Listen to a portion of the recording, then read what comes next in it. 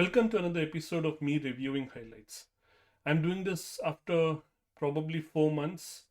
It was combination of personal life and technical issues, but we are back and I'm still going to figure out what kind of schedule I'm going to have going forward, but today's video is just uh, for today and we'll see how this goes.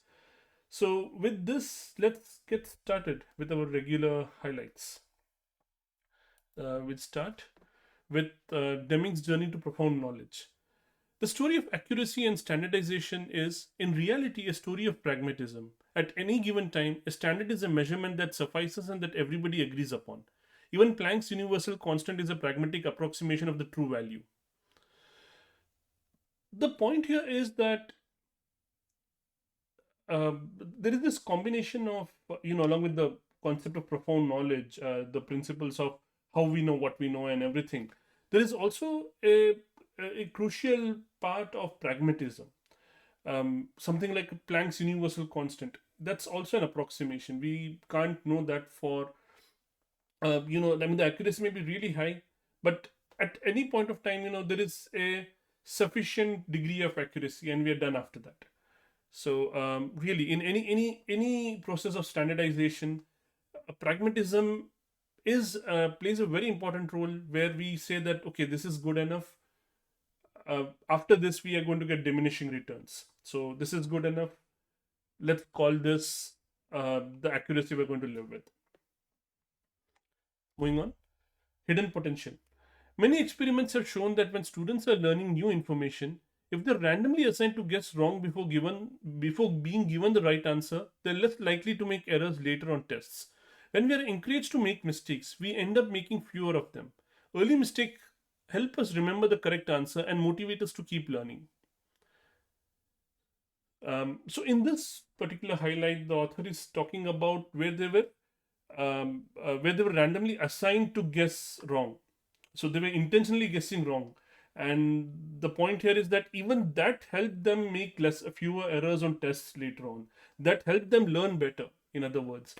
And this also came up in the other book, the Mind for Numbers, where again, in that also the author of that book talks about um, uh, talks about dealing with mistakes, as in things like you know you're learning something, take a test even before you begin learning. And of course, when you take the test at that time, you're going to fail. You can't answer most of the questions right, except the things that you already knew or the things that you've guessed.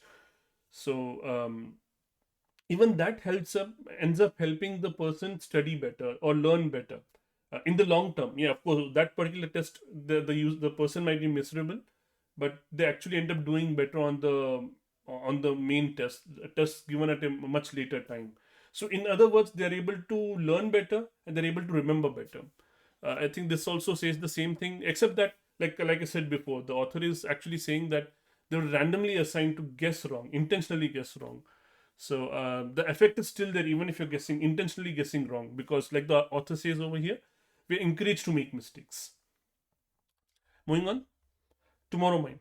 Some of our best lessons in life. I don't know what's happening. Some of our best lessons in life come from our mistakes. Graham advises. Today he wears the label of the human error with ironic pride. Okay, kind of very similar to what we said, that we make mistakes, we learn better, and I think there is the apparent meaning of this phrase that we learn from our mistakes. We learn from our failures, not so much from our successes. So yeah, that's about it. Moving on, Deming's journey to profound knowledge.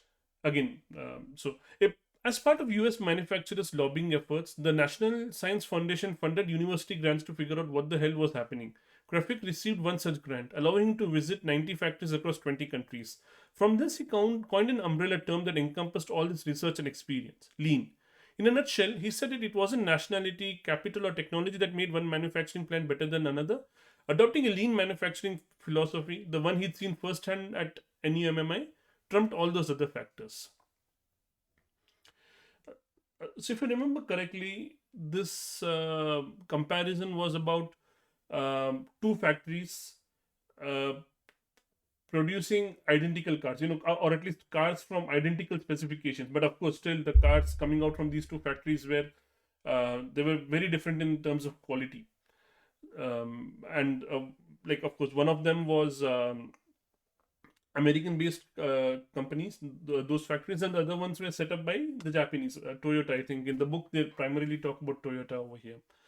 So Toyota factories, and they both are producing the same cars. It's some kind of collaboration. I'm not very clear on how that works, but yeah, some kind of collaboration, and they're producing cars to the same specification.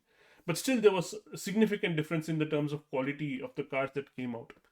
And yeah, so this is where it came up. The lean manufacturing philosophy, in terms of, so this plays back into the books for all the overall theme of profound knowledge, the constant improvement, how we know what we know, just in time manufacturing, and many other concepts that the book covers. That kind of like boils down into um, this term, like the author says over here, lean. Going on, lessons in chemistry. Whenever you start doubting yourself, she said, turning back to the audience, she said, turning back to the audience, whenever you feel afraid, just remember, courage is the root of change, and change is what we are chemically designed to do. So when you wake up tomorrow, make this pledge: no more holding yourself back. So lessons in chemistry, there is an Apple TV series also. I think, okay, well done, but I really enjoyed the book. Compared to the series, I really enjoyed the book. I think it's a common theme. The books are always, or almost always, much better. Anyway, but I'm digressing. So the key thing over here, courage is the root of change, really struck me, and change is what we are chemically designed to do. So the author is actually saying, in words of Elizabeth, right? That was her name. I'm forgetting the character's name, but anyway, the author is saying courage is the root of change, and change is what we are chemically designed to do, which means that we're chemically designed to be courageous. And yeah, that struck me. I think it holds special significance to me, understanding that at a very chemical level, at a very fundamental level, we're designed to be courageous, and everything that we have, uh, kind of, what's the word, that we have kind of layered upon ourselves, this kind of expectations, and expectations of societies or everything else, or imaginary expectations that we are just holding on to. They are kind of like, they're kind of subduing our fundamental nature. So that is why this kind of really struck me. Moving on, hidden potential. In organizational psychology, culture has three elements: practices, values, and underlying assumptions. Practices are the daily routines that reflect and reinforce values. Values are shared principles around what's important and desirable, what should be rewarded versus what should be punished. Underlying assumptions are deeply held, often taken for granted beliefs about how the world works. Our assumptions shape our values, which in turn drive our practices. So when we are studying any kind of culture, organizational culture, this is a very good framework to understand, to kind of, um, for the lack of a better phrase, to break it down. Break down the culture in terms of the practices, the values, and the underlying assumptions. And the practices is the most apparent of all the three of these. The like what they do. That's the kind of very clear to us. It's very immediately visible. It's a visible component. Values, yes, it's still visible, especially today. In our whole, shall I say, renaissance of understanding values, and the value of integrity and all of those things. In modern terms, of course, these things never went out of fashion, I think. But it's like a different label to something that we always understood. We may be forgotten along the way, but always understood.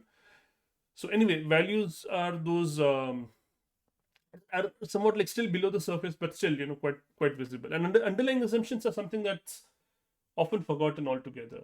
And this framework kind of, um, this framework reminds us that there are underlying assumptions that are not even placed under values.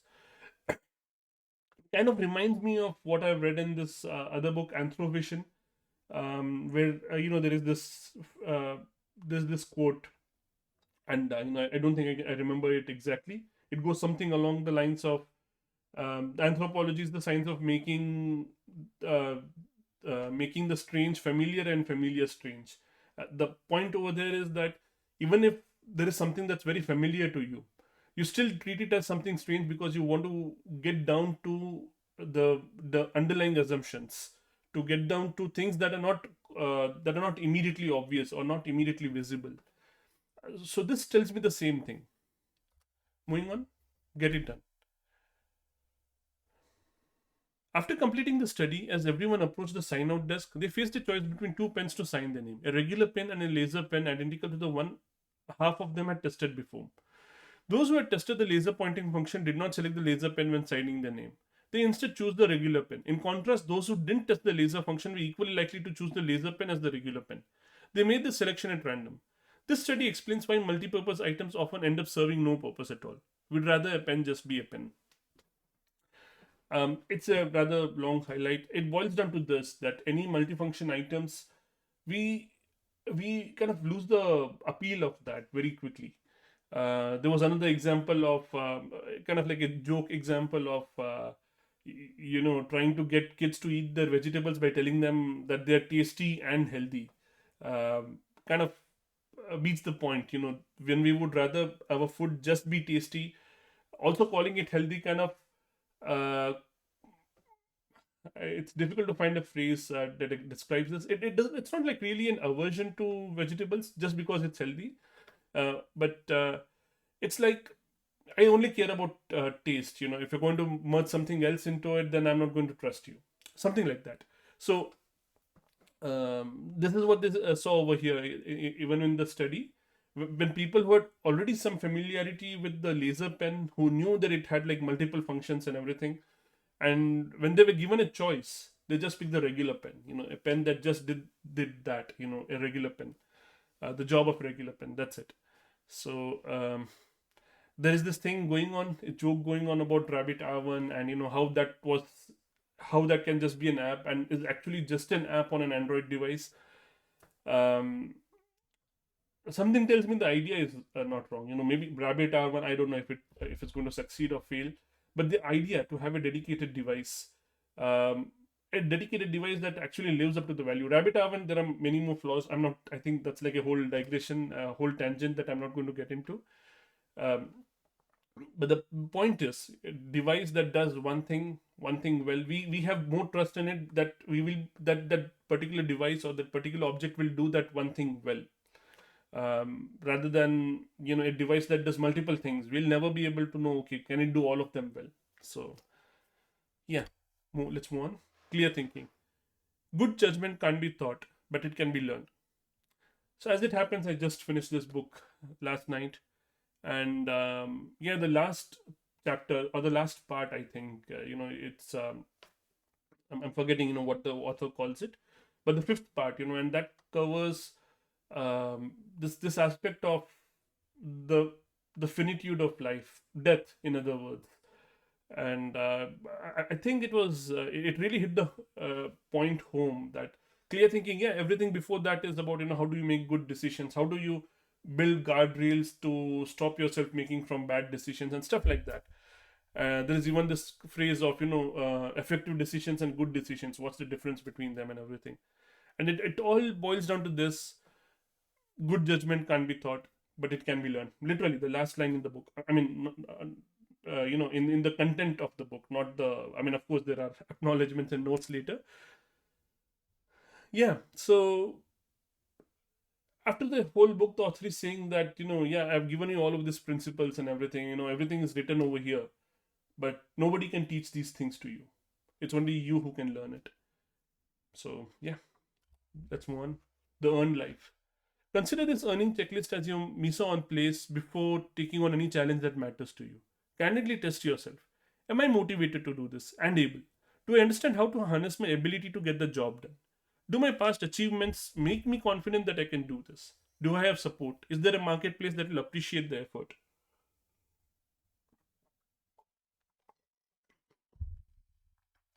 Not much to say here. Kind of like a checklist of I mean, the author calls it checklist, so not kind of a checklist. It is a checklist of before taking any challenge that matters to you. How do you make the decision? So again, I'm linking it back to the previous previous highlight from clear thinking. How do you know that this is a good decision versus an effective decision? How do you know that this is going to help you long term? In this book, The Earned Life, the author is talking about of aspirations versus um, sorry, ambition versus aspiration. So whatever action you're taking, is it going to uh, fulfill your ambition only, which is rather short term, or your aspiration? So are all the three of these aligned, these three A's: action, ambition, and aspiration? And this is a good checklist for that. Let's move on to feel good productivity. This last insight is key. When framed correctly, asking for help makes the person you're asking feel as good as the help makes you feel. If you want to harness the power of Benjamin Franklin effect, you should do everything you can to ask without any sense of a quid pro quo. So this is it's kind of like a weird phenomenon. This finding that if you want someone to like you, ask for help rather than offering help. Uh, Ask for help, and I won't go too deep into this. There is, of course, it's not very surprising anymore. I think it's kind of well known that um, asking for help makes the other person feel as good as it would help you make it would help you. And there is the story of Benjamin Franklin as well. Somebody who he detested, but there was a small thing he needed help with. Not, if I remember correctly, it was not some made up thing. It was something that he actually needed help with, but he could have helped himself really. But he asked somebody else, and that made a difference. So yeah, uh, I think, of course, there is a lot that can be said over here, but I think it's, like I said, it's pretty apparent. So that brings us to the end of our highlights today, and first one in, I think, like practically maybe 4 months. And like I said, let's see how the schedule keeps going from here. There is a bit of travel coming up for me, so I don't know how it will work out. But yeah, I'll figure it out. You have a good day until then. Thank you. Bye.